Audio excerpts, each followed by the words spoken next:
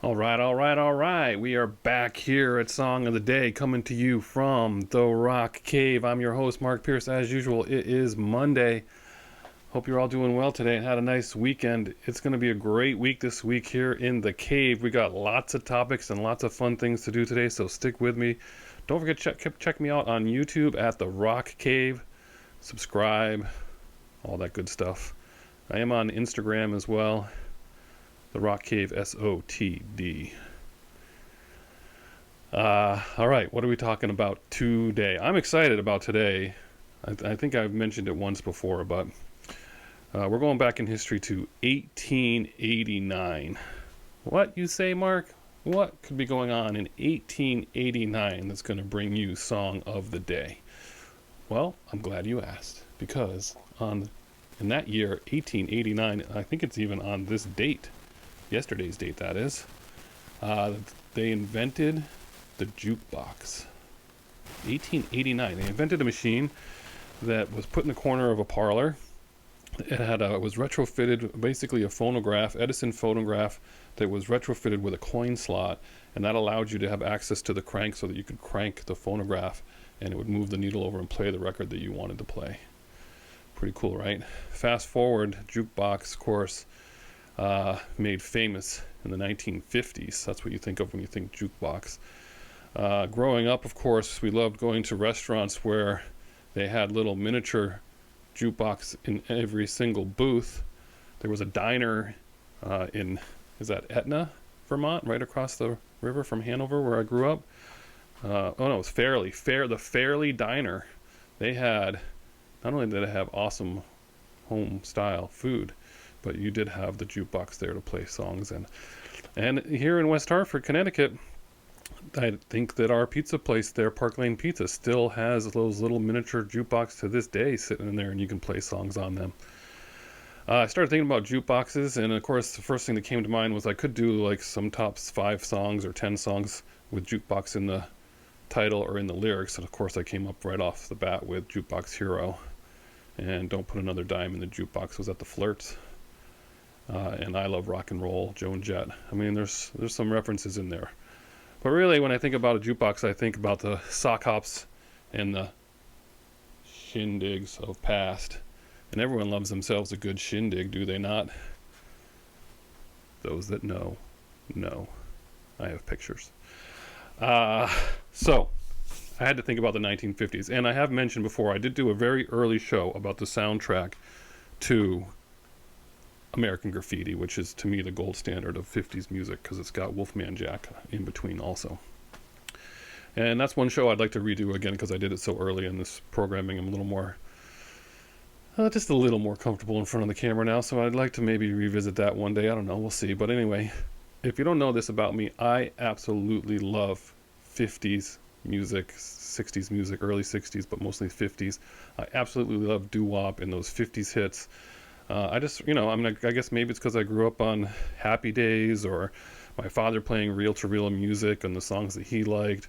And then I saw this movie, American Graffiti, that pretty much cemented it for me. But I went through phases, some doo-wop phases, even in college, where I was listening to all new stuff that I hadn't heard before.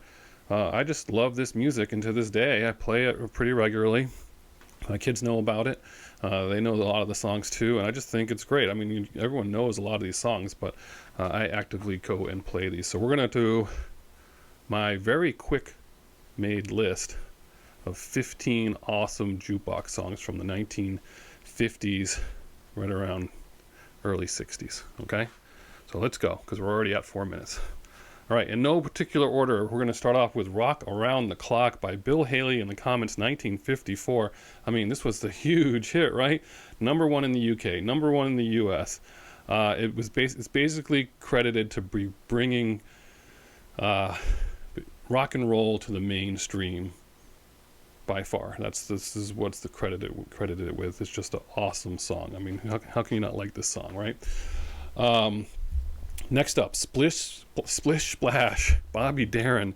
I just heard this on my walk the other day. I forget why I heard this. I think I was just listening to 50s music on my walk. Bobby Darin, his first hit, 1958, went to number 3. He was 22 years old. Just kind of on a lark, someone said to him, I bet you can't write a song that has Splish Splash, I Was Taking a Bath in it. And sort of he took that challenge on, and it became a hit. Next up, The Wanderer by Dion. I had a tough one with Dion because I could have been Run Around Sue, but The Wanderer, when I listened to this just the other day, he does this thing with his voice where he kind of, I never noticed it before, he kind of mumbles or kind of, anyway, you have to listen to it closely, but I just really like this song, The Wanderer, kind of about how he kind of wanders around the globe on tour, but different girlfriend, you know, that kind of stuff. Uncredited in the background are the Del Satins. They're the ones singing in the background. Next up, Little Darlin', the Diamonds. I absolutely love this song. One of my favorite 1957, one of my favorite 1950s songs. Basically, they're a Canadian doo-wop group. It was a cover of the original. A lot of things that could happen in the 1950s is someone could put out a record and then someone else could put out a cover of it like within weeks.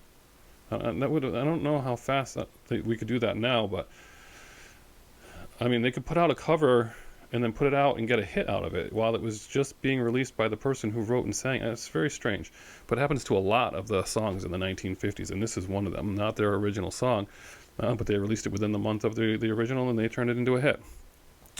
Next up, Rockin' Robin. Yep, Rockin' Robin. Bobbie Day, 1958, goes to number 2. Just a great song. I mean, some of these songs were also in the movie Stand By Me, right? That's where we got a lot of these songs from, too. Famously covered by Michael Jackson. Made it a huge hit, Michael Jackson did, by the way. Next up, Little Bitty Pretty One, Thurston Harris. This one I had to search down when I was in college, when I was going through that phase of 1950s music. It wasn't on all you had to buy the cassette or the CD or whatever it was, and you had to go find it. Bobbie Day did the original, went to number 2.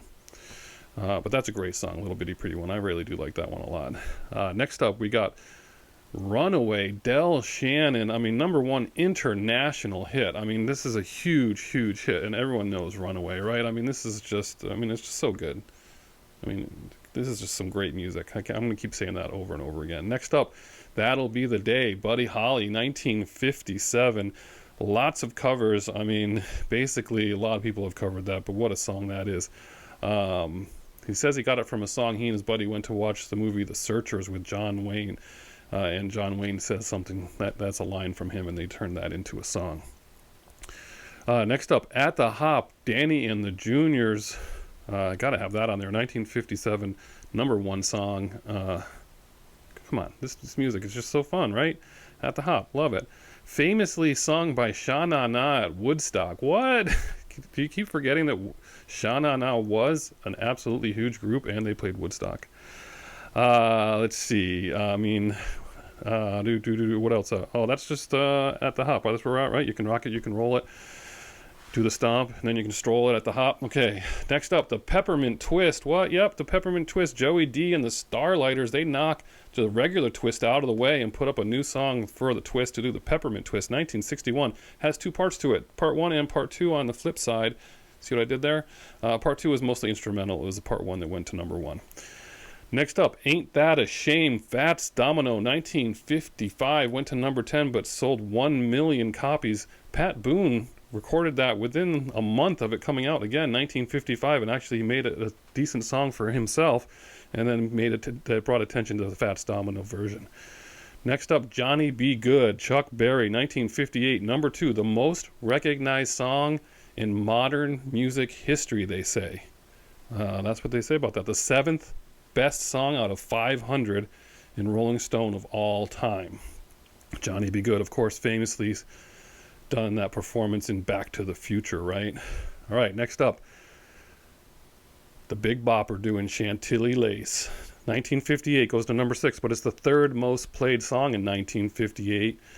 Chantilly Lace, again, what's not to like about that? Famously sung in the movie Cocktail, right?